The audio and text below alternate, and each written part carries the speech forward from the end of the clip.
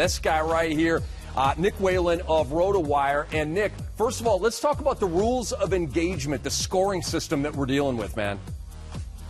Yeah, so the NBA has made a couple of big initiatives this year in terms of promoting the fantasy basketball aspect of the game, and most notably that's been a standardized scoring system, something that really had never been in place when it comes to fantasy basketball in the past. So in my opinion, part of the reason that fantasy basketball has lagged behind the popularity of fantasy football was there were so many different scoring and roster formats, and now we have the scoring at least down. There's 6 categories in this standardized system: points, rebounds, assists, steals, blocks, and turnovers.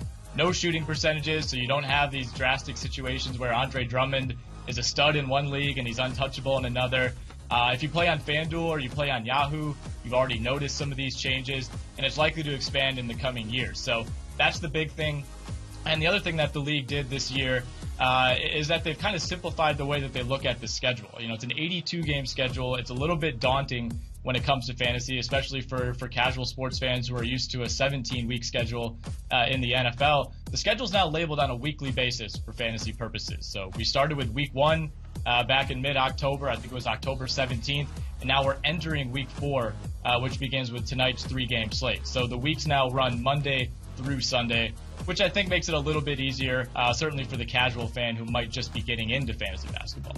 Nick, I'm a big fan of weekly leagues, and for anybody taking me on in my 3 leagues, I'm coming for your money this week. There's no question about it.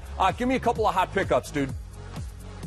Yeah, I mean, the waivers this week, we're getting to the point in the year where you're already having to go pretty deep. But Jonathan Simmons in Orlando is someone that's been great off the bench for them. He's actually been quite a bit better than the starter, Terrence Ross, and you do wonder if at some point they'll look to make a change. TJ McConnell in Philadelphia, he's been really, really strong with Markelle Fultz out. Jared Bayless is going to get MRIs on his wrist today. JJ Redick's been banged up for them, so a little bit of increased opportunity for McConnell. I like Tyson Chandler out in Phoenix, still just doing what Tyson Chandler does, double-digit rebounds in 6 of his last 8 games. But the guy I really want to highlight is DeMarre Carroll, who's been reborn in Brooklyn after a couple of pretty forgettable years in Toronto. He's still available in about half of ESPN leagues.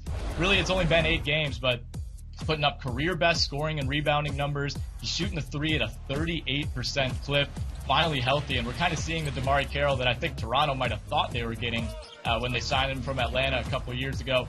He's 84th right now in total fantasy points. He's 55th in fantasy points per game, giving you nearly 2 steals, which, according to this new standard scoring system, is a huge category that's tough to find. Nick, give me a quick answer on this. You've got Lonzo Ball at about 10, 7, and 7 with a steal and over a 3.